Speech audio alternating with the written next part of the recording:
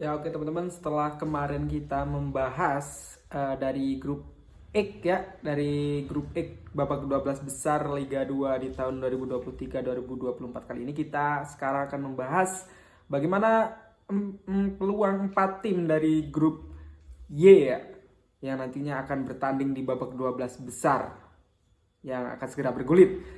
Di mana ada 4 tim, di situ ada tim-tim yang cukup superior saya kira ya. Di situ ada FC Bekasi City, kemudian ada Persela Lamongan, ada Maluku United, kemudian ada Delta Sidoarjo. Kenapa saya bilang keempat tim ini adalah superior ya? Karena kita tahu ya, di sini keempat tim ini adalah masing-masing adalah juara grup dan runner up dari masing-masing grup, yaitu FC Bekasi itu menjadi juara grup di grup 2. Kemudian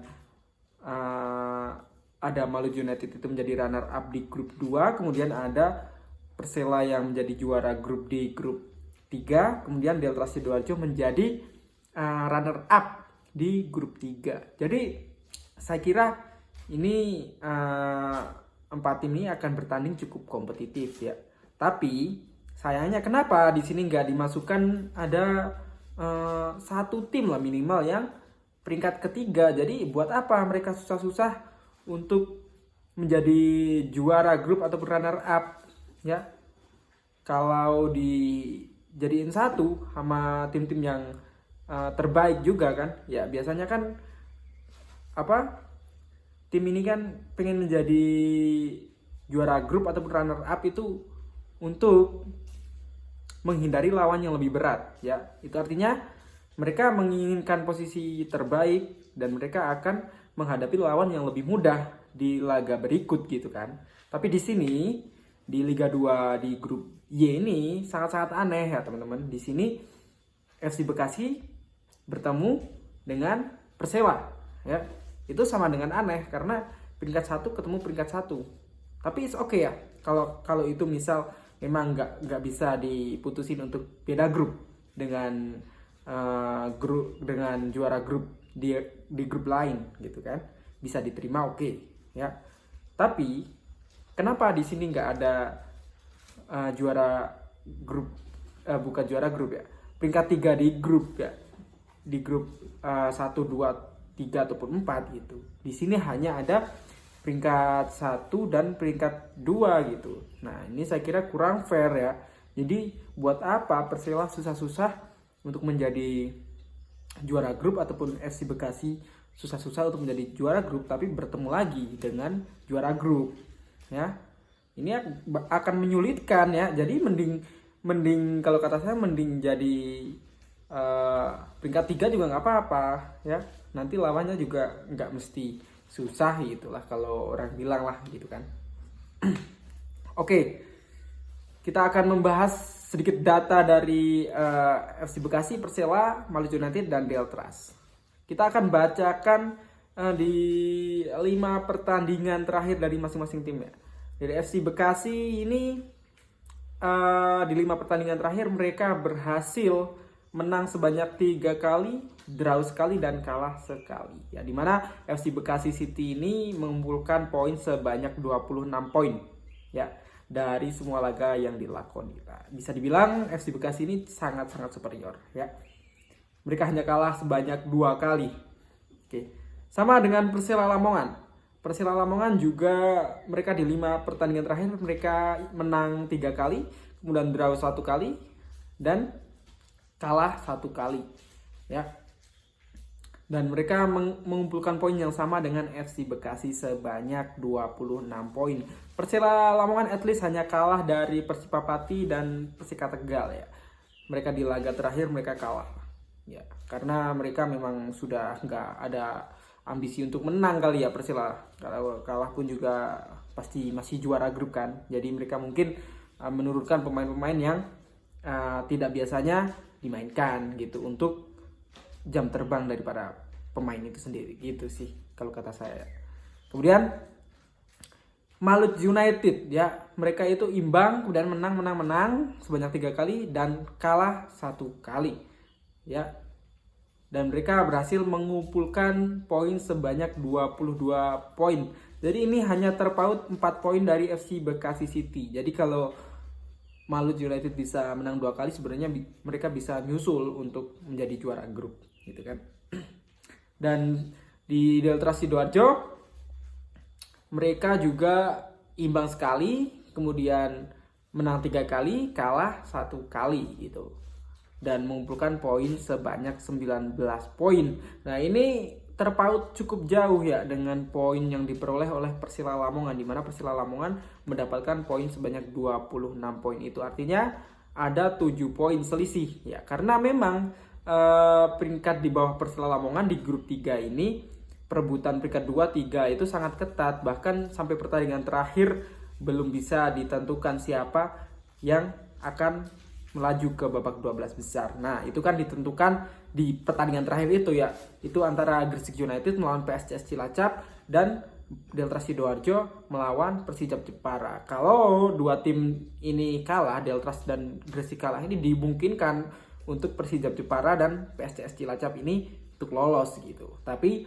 Delta berhasil mengunci kemenangan terakhir melawan Persijap Jepara dengan skor tipis 1-0, sehingga sehingga Delta Sidoarjo ini lolos ya, layak untuk mewakili grup 3 ya, yang akan bertanding di grup J ini bersama Persela Lamongan gitu. Kalau kita lihat dari track record ya dari keempat tim ini, bisa dibilang mirip ya teman-teman. Mereka sama-sama di 5 pertandingan terakhir ini kalah 1 kali, menang 3 kali, dan draw 1 kali ya. Itu artinya memang keempat tim ini berada dalam fase on track lah gitu kan. Sebenarnya Delta Sidoarjo di awal-awal musim itu bisa dibilang koyak lah, susah banget dapat poin. Tapi di akhir-akhir musim Delta Sidoarjo ini seperti tancap gas ya. Karena Delta Sidoarjo juga menghadirkan beberapa pemain penting ya, seperti di situ ada Patrick Wanggai juga ya kalau nggak salah ya. Gitu. Oke. Kemudian kita akan sedikit beralih ke harga pasar dari masing-masing tim ya. Bisa dibilang di sini Malut United ini sangat-sangat superior teman-teman. Malut United ini nggak main-main ya. Dimana Malut United ini harga pasarnya mencapai 44,32 miliar, tertinggi di antara ketiga tim lainnya gitu. Karena FC Bekasi yang pemainnya cukup terkenal dan bagus juga, itu hanya di angka 31,63 miliar. Sementara 2 tim Jawa Timur itu di bawah dari Malut dan FC Bekasi, di mana Persela Lamongan harga pasarnya 29,55 miliar, sementara Delta Sidoarjo 28,42 miliar ya. Jadi saya kira di sini bisa dibilang FC Bekasi City cukup sukses lah dengan anggaran 31,63 miliar. Mereka bisa mengungguli kesebelasan dari Malut United secara klasemen akhir gitu kan. Jadi memang nggak main-main ya Malut United ini. Dan Persela Lamongan dengan Deltras, walaupun hanya selisih sekitar 1, sekian M, ternyata Persela Lamongan bisa cukup superior daripada Deltras. Itu artinya apa?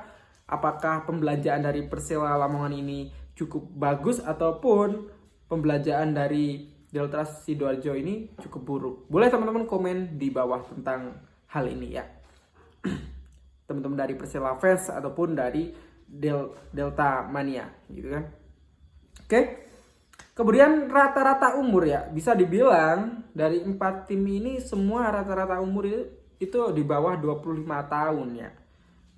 Dimana FC Bekasi rata-rata umurnya 27,3 tahun, sementara Persela 28,7 tahun, Malut United 27,6 tahun, sementara Deltras ini menjadi yang paling muda, dimana rata-rata umurnya 26,8 tahun. Dan Persela Lamongan menjadi klub dengan rata-rata umur paling tua, yaitu 28,7 tahun. Ya. Itu artinya para pemain Persela Lamongan ini memang senior lah. Mungkin pengalaman yang membawa Persela Lamongan ini bisa untuk menjadi juara grup dengan tanpa halangan apapun gitu lah, tanpa kesulitan yang berarti buat Persela Lamongan gitu. Kalau kita lihat ya di sini top skor ya berada di Liga 1 ini, daftar top skor di Liga 1 di Liga 2 ini nggak ada satu nama pun dari keempat tim ini ya, kecuali dari FC Bekasi City, yaitu King Ezekiel ya, dimana Ezekiel ini dia sudah menorehkan catatan 8 gol ya, sementara dari klub lain itu belum ada yang menjadi top skor ya, 5 top skor ataupun top 5 top skor sementara Liga 2 gitu kan. Dan top assist juga di sini hanya diperoleh oleh kesebelasan dari FC Bekasi di antara 4 tim ini, dimana di sini ada FC Bekasi itu ada siapa tadi ya namanya, lupa siapa ya, Talib kalau nggak salah ya, Talib ya kalau nggak salah, dia menjadi salah satu top assist dari Bekasi City ini, sebanyak 4 assist telah berhasil dia cetak ya, karena dia kan gelandang serang juga, dan sepatutnya sebagai gelandang serang dia kasih umpan-umpan yang cukup bagus ke Ezekiel gitu kan.